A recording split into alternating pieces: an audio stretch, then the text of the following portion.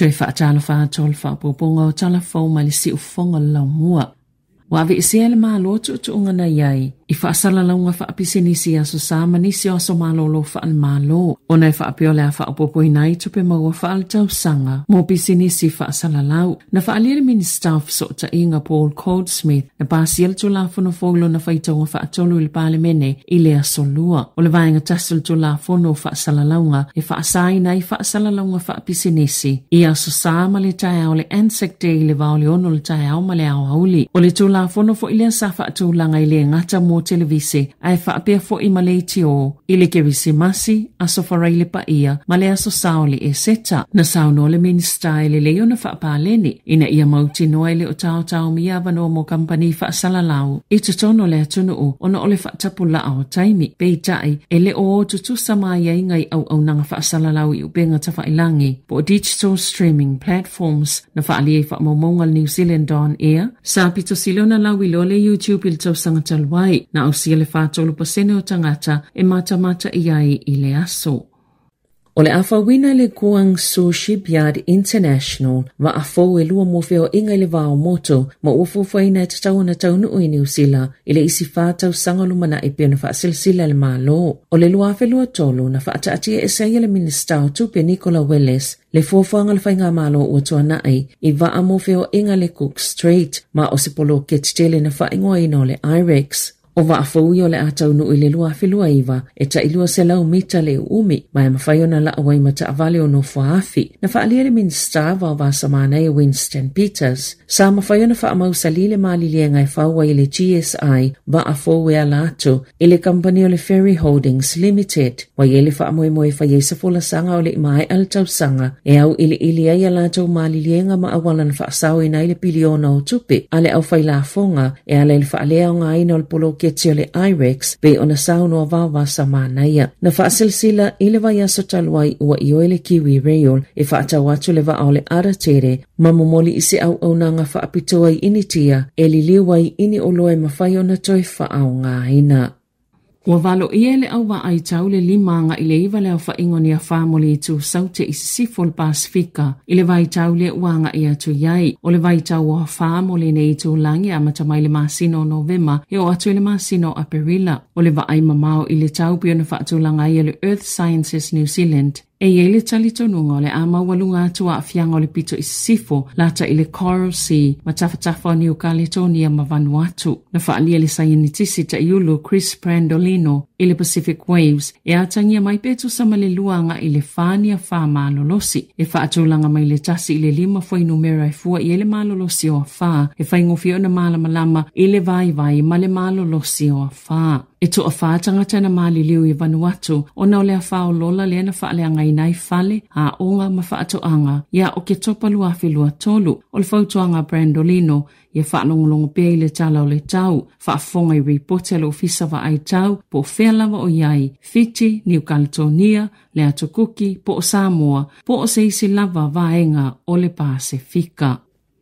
Wa whatulanga le fonga fitalai Jerry Brownlee se fuafanga sa ili ni a inga i le palemene. Ona o le sauno anga whatau po le tamaita i whaipule fō o ori ni kaipara i le vai aso talwai. E le ngata na ova ma le taimi whaatapula aina, aina mai aso so oi ma le waiata, whaapea ma se haka, mai ana tangata lango. Sa whaamalolo le fonga fitalai tau o le manga le palemene mo minute se fulu. Mai atu ua le maotafono i le aso tofi talwai. E uia le i whaatasio na taale longo ina o se fulu 5 minuto le sauno anga whaatau po o le whaipule. Peita ai saia le iamana ia ina ai whaawau pea. I le fonatanga le palemene le asolua na sauno ai Brownlee. E le ini whaafitauli i le waiata po le haka. Peita ai o le whaafitauli. O le whaalo alongia leo tau o le manga maasani a le maota. E peo na wa ai e le aso. O tu la fono tu ma o le maota. Na whaupe whaavae mai lava i le salau fitos fultasi tau sanga watua nai. E whaatonitonu ai whaangaso longa le maota fono. Ma whaamauti noa ia fonga ina malango na ina finangalo e o filifilia i le palemene e tatauna whaamua i mawhau sui umala maota le whaalo ma le tāwal tamali anga e peo na sau noa le fonga fetalai.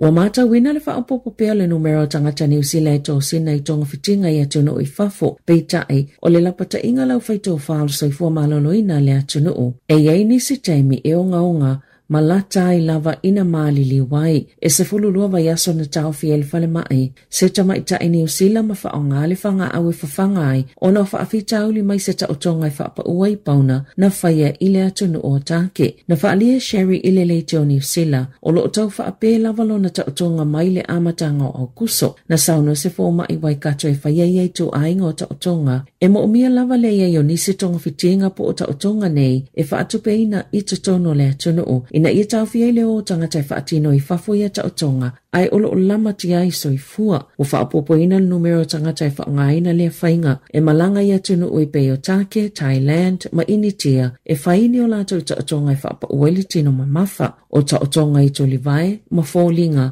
mōni tau ngō fie, o le tele o iaufo, e mō whainga malanga, whaletani māloe no whai, ma au nanga o tonga whitinga, na ta ue Sherry, na alo na filifili e whai I take lo na tautonga. Ona na matua whainga talawa na so e sona vanoi New Zealand, o le tau I lea taimi, e tolu se fulu awhita la, whaupopo I ai matau whaatala noanga mo le tonga whitinga, sa whailo atu fo I a te ia, e lea nga waa mo le tautonga e whaatupe ina e le malo. Sa whailo na tautonga le asolua au kusoi take, e toi fo I mai I aso e 5 mulimuliane, toi sfulta situ la alwhainga malanga, ai ona whaalongo ina loa le matua tinga la volvaengo lona tino na tautoai.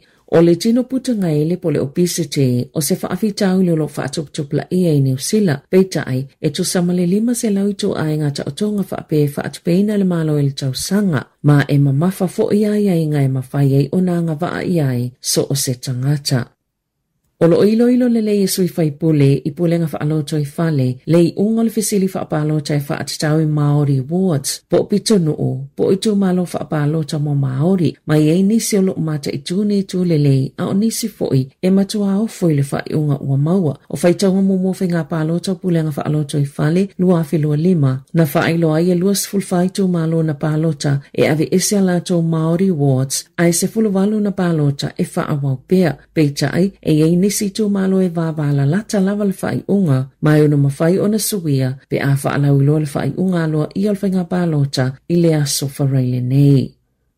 Ini pepo whaamatalanga na whaalauloina le vaenga whaopwhaia Māori lea na awhieni tua inga e whaasanga ia Eru Kapakingi le alo se tasi o lato whaipule na whaamanino mai eni whainga tau whaamatau le vaenga I leo ina le saunga le mua le pālemene e le tau sanga taluai. O ia pepo whaamatalanga na lafo whaau I atu I le e-maili I sui o le vaenga whaopwhaia le pō le asonga fua. Na awhi se whaamatalanga se tangata whainga luenga le au nanga whaapālemene e winga ini amionga tau whaamatau na whaia I le aso o le tōlaulonga le pāketi tau sanga taluai. Na whaamawina ini upo māsoa o ngangana whailonga tangata ma whailonga lanu na lafo I le vaenga o le puipuinga. I le pālemene ele o Eru Kapakingi. O Kapakingi o se so upo mo le solo tite e o le toitu te tiriti ma o ia fo I le alo le tamaita I whaipule o Maria Meno Kapakingi o le vaenga whaupwhaia Māori. O ia fo I sa avia masui perstelo le vaenga whaupwhaia Māori. O ia fo I stangata whaingaruenga I le ofisa o lona tina. O le amatanga le masina nei. Na whaalawa I tele I Kapakingi le motu sia ai po le vavai ese o lona sootanga mai le vaenga wha upo whai. I ta alonga, e uile fisuia I o lanu o futa alo mo le li o racha tui vasa shek pe tai o lo to tele lava lana au tāpua I tutono a te aroa. Pe ona lipo ti ai lele te o New Zealand. Na lolo fiatu le tāpua inga Samoa e wheilua ai I awa na tama whanau I le asolua I au kilani. Na whaalia tui vasa shek. E te lele langolango le tāpua inga le atunu o pe ona o lātou mol mawina. O lea fo I la o le au lātou tau mawhai le mea ngata ilo lātou malosi. E tau I atu le mita o le atunu o mo I lātou.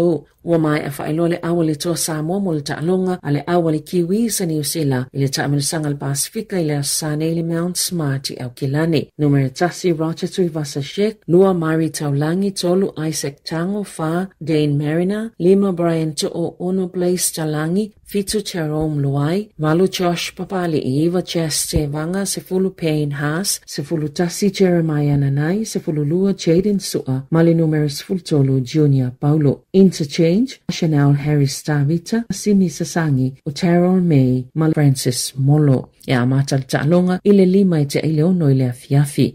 Wamai afui ona fili le awal fetu Samoa mo le talonga mo le kiwi ferns ile te ole tolu le awa ule le asusane. Ma ole fetu Samoa o te Taya Faifua, Jessica Patea, Lindsay Tui, Sarina Masanga, Destiny Mino Sinapati, Talia Fui Maono, Pauline Bilia Erasabel, Aneta Claudia Nu Ausala ole kapiteni, Destiny Brio, Elisa Lopamawa, Niall Williams Guthrie, Rivali Yalo, Sienna Lofipo, Interchange, Pihuka Merryman Duff, Olaika Clark, Tavana Papali'i, Shalom Sawaso. O lau whaaleo leo, Simone Kapani, Mercedes Taulelei Siala, Ella Jane Harrison Leaunoa, Ma Esther Noa Faitala Marina. Tala fawia malisi ufonga le lau mua, mo le nei vaenga o le tai au.